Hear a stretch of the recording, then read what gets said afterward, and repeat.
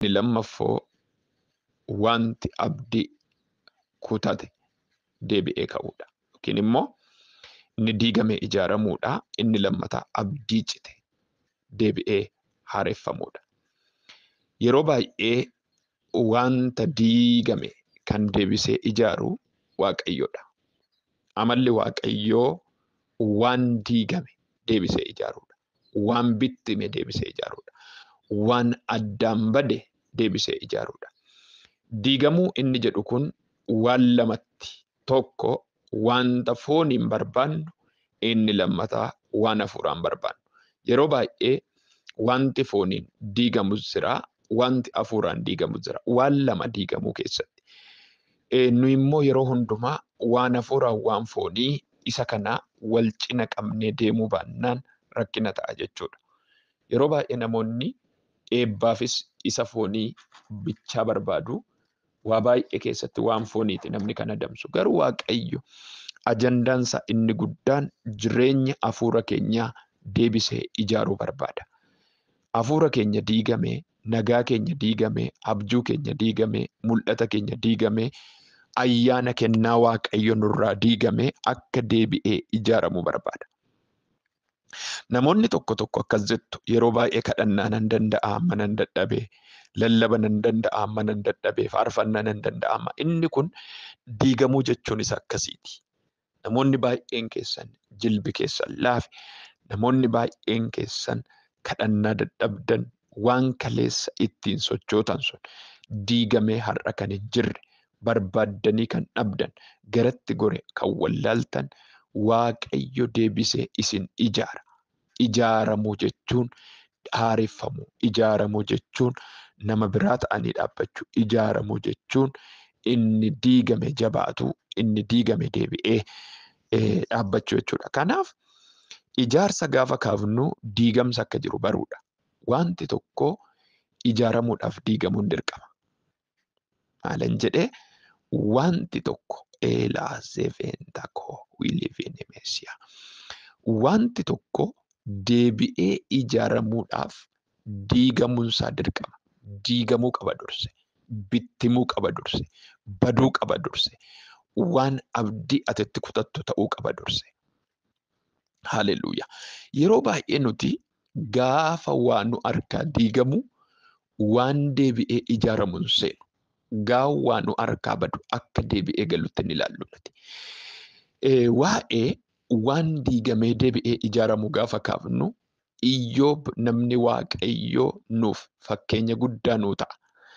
Iyyoobi macaafa Iyyoob boqonnaa tokko kaafnee gaafa ilaallu, seexanni biyya lafaa kanarra jooreetu guyyaa tokko wal ga'ii namoota Waaqayyo gidduu taa'e.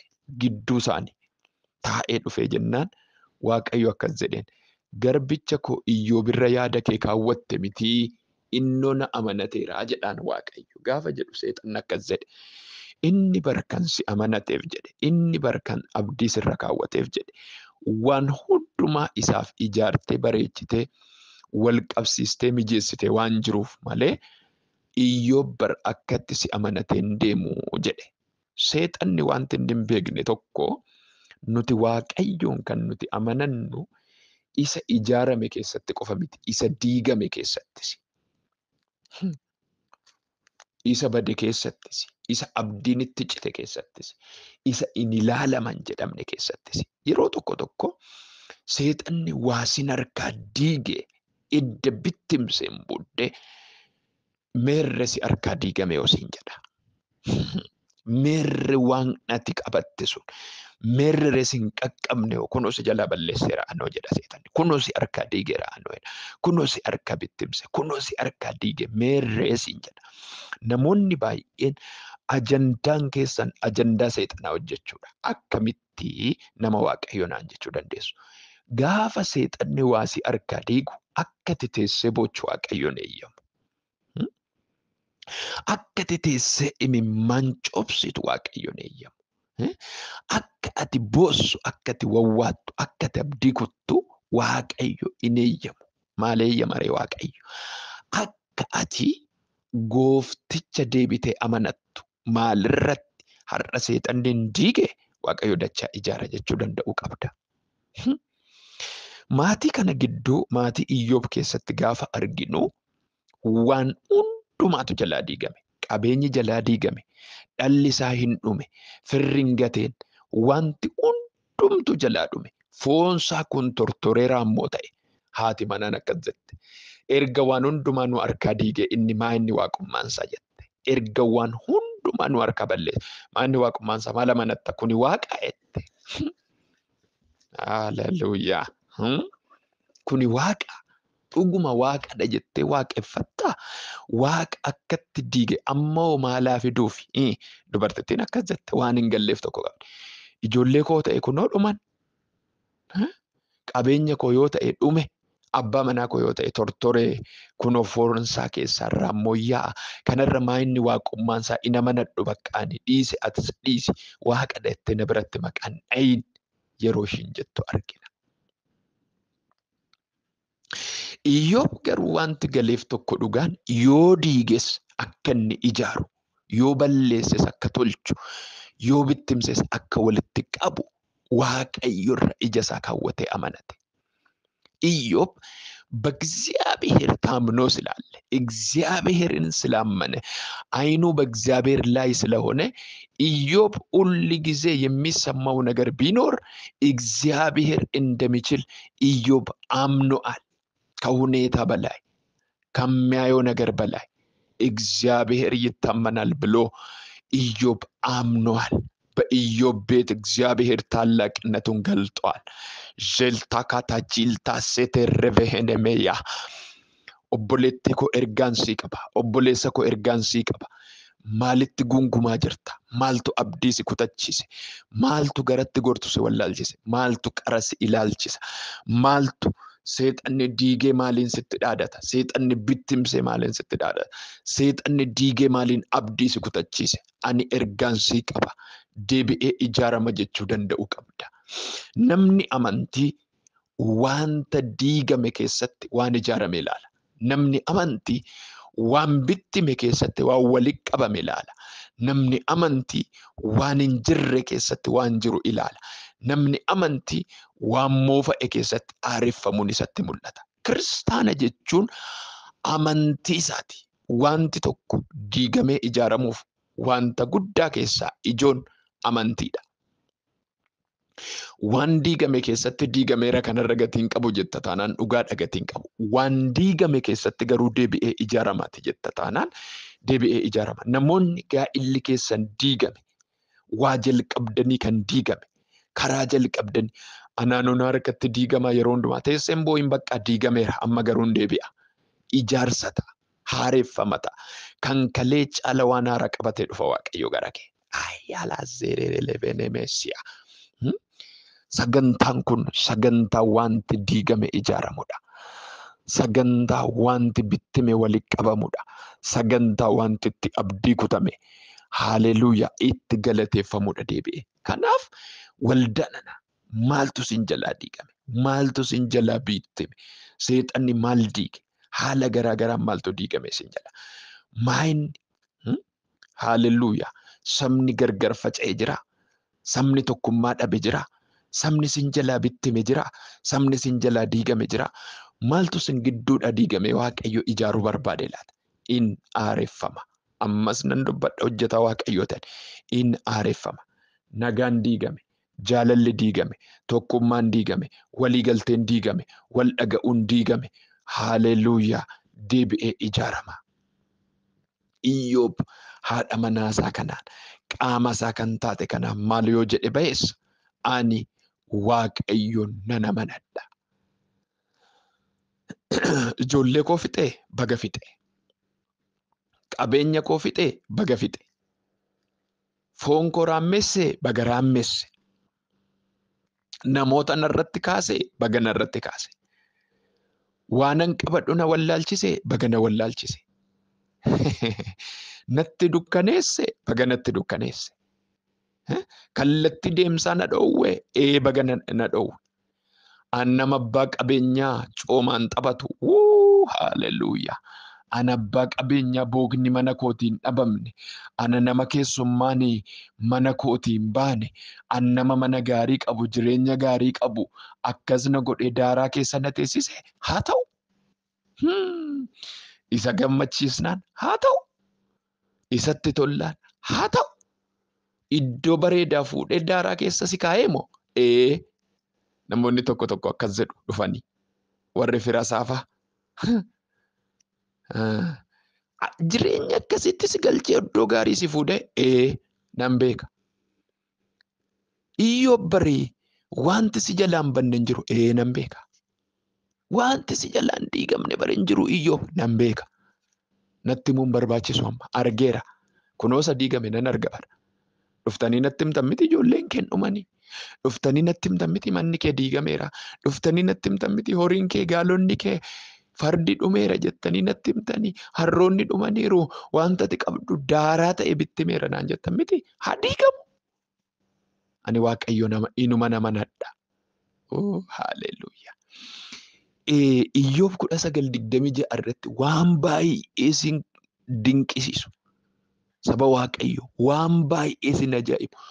Gogaan dhagna kootii cirame amma dhumuttanii Waaqayyo nama nachuufan jira. Yoon lafetti ba'e iyyuu jedhe. Narraa cirame yoon diigamellee abeet yaa nama amantii. Abeet yaa nama Waaqayyo gargaare. Abeet yaa nama Waaqayyo ija isaa bane. Abeet yaa nama afurri Waaqayyo irra buufate. Abeet. Firoottan wanti Iyyoob jalaa diigame waan salphaan se'ina. Waan suutaan se'ina. Waan akkanumaan baqaa diigamu jennee dhiifnu miti. Iyyoob garuu ija isaarraa kaase. Eenyurra kaawwate? Waaqayyorra kaawwate. Bara kana raajonni baay'een, tajaajiltoonni baay'een, namoonni Waaqayyo baay'een kan abdii kutatan waan diigame ilaalaniitu. Yeroo baay'ee waan diigame irratti teenyee akka boonyu kan nu godhe maalidha yoo jenne yeroo baay'ee eebba lafarraa qofa waan ilaalluufi, waan harki keenya qabate qofa waan ilaalluufi, waan ijji keenya irra jiru qofa waan ilaalluufi. Bara kana raajiin raajamu, barsiifni barsiifamu barsiisa lafarraa waan ta'eef dhaloonni baay'een doome hin duude. Akka Waaqayyo samii keessaa eebba qabu dhaloonni baay'een wallaaleera. Yeroo baay'ee birrii qabda taanaan si harkaa dhuma. Qabeenyatti qabdu si harkaa dhuma. Baankiidhaas hin fixxa, waan qabatte hin fixxa, hojjettees hin fixxa, wanti si harkatti hafu hin jiru, hinuma dhuma. Wanti hin dhumne hin jiru gowwoomiin. Sittan hima jala mureen. Hiriyaan ati amanatte si gana. Abbaan manaa ati amanatte si, haati manaa amanatte si ganti. Obboloonni naaf jiru jette si ganu. Firratti qaba jette si gana. Wanti lafa kanarratti si hin ganne hin jiru. Hundiyyuu inni har'ate na qabdu ijaaramee si duukaa yaa unuma diigama. Namoonni baay'een kan sin boochisu, kan abdii sin kutachiisu, kan ofirra teessanii akka gungumtan sin godhe sinitti himu nama sin faana duula ta'e yaa'utu sin biraa diigame, baga diigame. Waaqayyoyyuu baga ijaarsa isaanii sirraa diige. Ameen jedhi. Ameen jedhi cimsi. Baga sirraa diige Waaqayyo. Baga sinirraa bittimse Waaqayyo. Baga sinirraa abdii kutatan. Baga sin gatan. Baga sin wallaalan. Baga bilbilli kee iddoo jiru dagatan. Namni maana dhiise, namni maana gate, namni maana bira darbe, namni maana irraa gore, namni maa waa'ee koo dagate, baga mana jirtuttu baga diigame wanti baay'een. Baga badee si arga. Sittan hima ergaa Waaqayyo isa dhugaa. Baga diigame si arga. Jelenda sevehenta koo wiilivini meesiya. Hiriyaan ati qabattetti eeruu mukaati baga badee si arga. Issee baga balleesse Waaqayyo. Yaada keeti malee yaada Waaqayyoo miti waan ta'eef. Karoora keeti malee karoora Waaqayyoo miti. Itti galtee salphina baattee ba'urra baga si gatee deeme. Na nyaatee deeme silaa kan caalu si nyaata ture. Sittan himaanii dhugaa jiru. Na argaa badee amma kanatti bagatti dadhabdee bade baga kan Waaqayyoof hin taane ammayyuu haa diigamu sin arga. Kan Waaqayyootti hin kabajamne. እግዚአብሔር የማይከበርበት ነገር ከእጃችሁ በኢየሱስ ክርስቶስ ስም የፈረሰ ይሁን። ሀዲገሙ ኡምነ ዲገ ኦልቻን ሀቢትም ሀዲገሙ ሀገረገሉ ከናፍ namoonni baay'een hin boossu, abdii kuttu, hin wawwaattu, garatti gortan wallaaltanii bu'icha yeroo hundumaa, jireenya gaddaati yeroo hundumaa, jireenya abdii kutan. Maqaa gooftaa Yesuus. Iyyoob akkas jedhe, baga diige. Haleluuyaa. Baga diige. Iyyoobii wanta bade kanatti gammadee otoo hin taane hicciitiin Iyyoobii gale maa inni kan kennu Waaqayyo, kan fudhatu Waaqayyo, kan diigu Waaqayyo, kan ijaaru Waaqayyo. Seexanni dhimma kee qabuu hin danda'u warraa kaase. Xibaartonni dhimma kee qabuu hin danda'an. Haleluuyaa. Maqaan Waaqayyoo haa eebbifamu. Namoonni baay'een waan sin harkaa diigameef kadhanneerra, iyyineerra, boonyeerra, wawwaanneerra, waa baay'ee Waaqayyoon jenneerra garuu eebbi keessa gadhiifamuu dide. Maaliifi yoo jenne wanta bara darbe diigametti gungumtaati. Waan waggaa lamaan kana darbetti gungumta. Waan waggaa sadan kanaa gungumta ammayyuu. Teessee kaatee wayyoo na argaa diigame kaa, kunoo akkana ta'e kaa, kunoo akkas ta'e kaa, obboleessi koo, obboleettiin koo, abbaan manaa koo, hiriyaan koo. Atoo kana gungumtaa eessaan deebisee haa ijaaru ree Waaqayyo? Keessaa bayisiin jechaa jira har'a. Oraalaa zeereelee venemeeshiyaa. Jekete jelta seten rehele vehenemeya. Alluza hantakaa wili vihinimeya. Amma waa tokkoon settima inni diigame akka ijaaramu ni barbaadda taanaan ofii keetii Waaqayyoon galateeffadhu. Maalirratti? Waan hin jirre irratti. Maalirratti? Waan diigame irratti, waan bittime irratti, waan du'e irratti, waan abdiin irratti kutame irratti, wanta hin ta'a jedhamee yaadamne irratti abdii kee kan kutte, kan diigamte, kan ijaaramuu dadhabde, kana oraalaa zeereelee venemeesiyaa jeekete jeeltaa sotorro holohose weelee venemeesiyaa. Namoonni baay'een isa darbetti yaada keessan hiitan, isa darbetti sammuun keessan hidhame, isa darbe kaastu, isa waggaa kana, isa waggaa lamaan kana, isa waggaa sadan kana, isa waggaa arfan kana maqaa goofticha Yesuusiin haxaa'ee baase sammuu kee keessa, gannaqe sammuu kee keessa. Dandeetti Waaqayyo dhiistanii isa badeef kan boossan, dandeetti Waaqayyo dhiistanii isa diigameef kan boossan, dandeetti Waaqayyo dhiistanii abdii waan itti kutattan keessaa ba'a. Dandeetti Waaqayyo dhiistee waa biraa maal ilaalta? Eebbi samiirra jira. Haleluuyaa. Kan homtuu qabuu hin dandeenye, kan si harka homtuu bittimsuu hin dandeenye si hiixatameera ganama kana. Humna dhiiga oolichaa wal argi eebba kana faana. Humna dhiiga oolichaan wal argi. Natti maafurri Waaqayyo namoonni isa darbeen gunguman jiru naan jedhe Waaqayyo.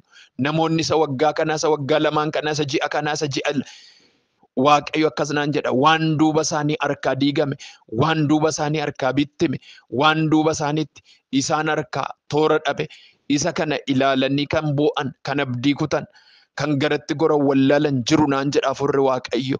Dhiireen jedhaan gooftaa kootiin. Kanaaf akkas jedhe Waaqayyo. Waan diigame irraa ija isaa kaasee sabni kun naan jedha.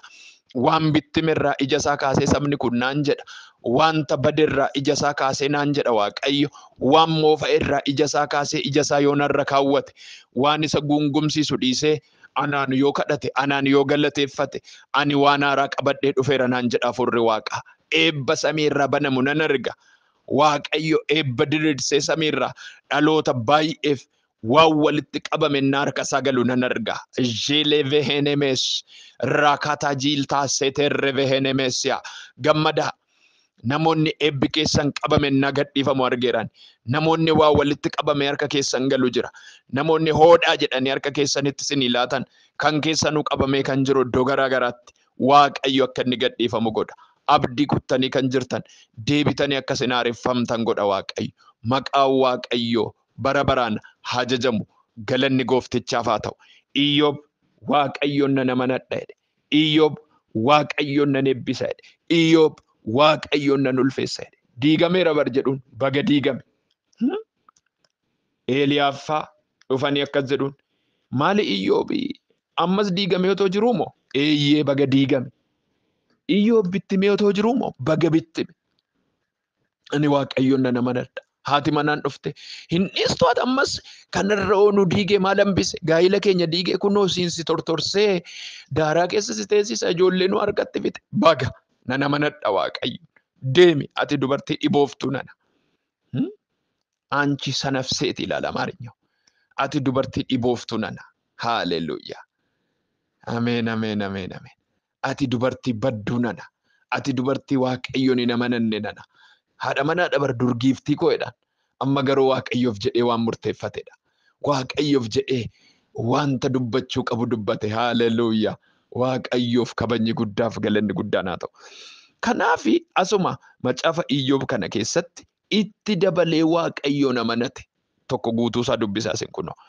19:26 dubbisaa. Amma garuu nan deema. Kutaa tokko galeetan gara xumuraatti finna. Waaqayyoon nan amanadha na dhiisaa jedhe. Nan xuxuqiinaa madaa koo natti hin kaasinaa baga diige inni ni ijaara. Baga bittimse inni walitti qaba. Baga nagate baga na dhiise jedhe. Namoonni dhufanii Iyyoobiin xuxuquutti ka'ani. 19:21-22 dhaqaa dubbisaa. 26-27 akkanumatti kutaasaa dubbistan gabaabseen ijoo isaa sanitti dubbadha. Namoota baay'eetu Iyyoobiin dhufee sammuu bulbule. Muu Iyyoob jedhuun dhufanii. Muu Iyyoob. Muu nama Waaqayyo. Muu. Nuti hin caallu jedhu. Jalloonni dhufanii. Kunoo laali kan keenya horii waan fakkaatu kan kee lafatti gad dabalamte jedhu. Kunoo laali kan keenya ijoolleen akkatti babbareeddee yaatu kan kee biyyootti nam'ite. Atoo daaraa taate. Nama suufii uffattu. Nama caammaa gaarii, kophee gaarii, uffannaa gaarii uffattu akkas taate yaa Iyyoob. Meerree kun amma waaqaaree dhuguma jedhuun. Iyyoob booddee gungumutti gale. Waa tokkoon sinitti hima. Namni gaafa rakkate maaf gunguman jedhamu nama garuu obbaruun murteessaadha. Obbaruun murteessaadha. Obbeekuun murteessaadha. Waa hubachuun murteessaadha. Maa gungumta siin jechuun danda'u. Nama waan taateef hin gungumta. Maa boossa siin jechuun danda'u. Nama waan taateef hin boossa.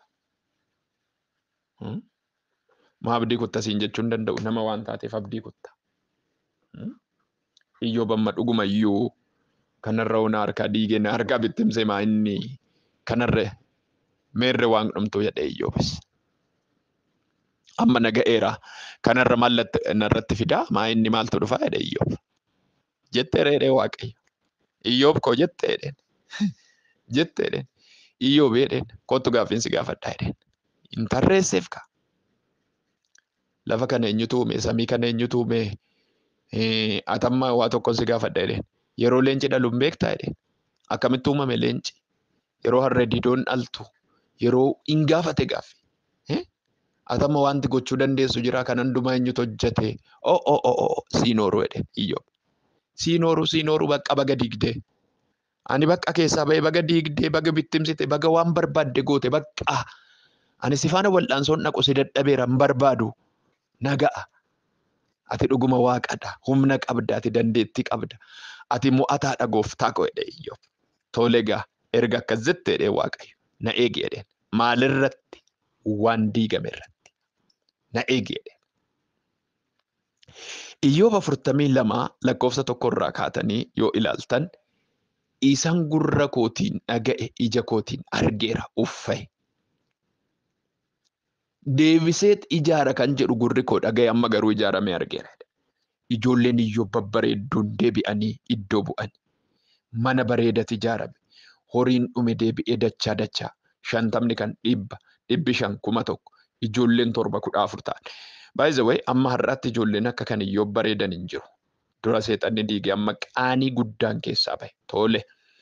Anbaaqoom boqonnaa 2 dhaqame. Anbaaqoom boqonnaa 2 akkas jedha. Ani iddoo dhaabbatanii eegan irra dhaabbadhee nan eega. Koobii isaa irras nan ijaajjaa. Kunoo dubbii inni anatti dubbatu nan dhaga'a. Wanta inni isa komadheefis waan inni deebisu nan ilaala. Namni kun immoo maal jedha raajiin kun immoo boqonnaa tokko yoo dhaqxanii ilaaltanii Waaqayyoodhaan hin faraddu ati jedhaan. Firdiin hin jiru si biraa jedha. Jalloonni bukukanii akka barbaadan ta'anii hin qabdu firdi. Firdiin humti si biran jiru baasuu hin dandeessu. Firdii maa cal jettee ilaalta meerre firdiin keedha. Boqonnaa lamarratti waan hundumtuu diigamee badee toora gadhiisee jedheetu horiin goorantoo keessaa yoo dhabaman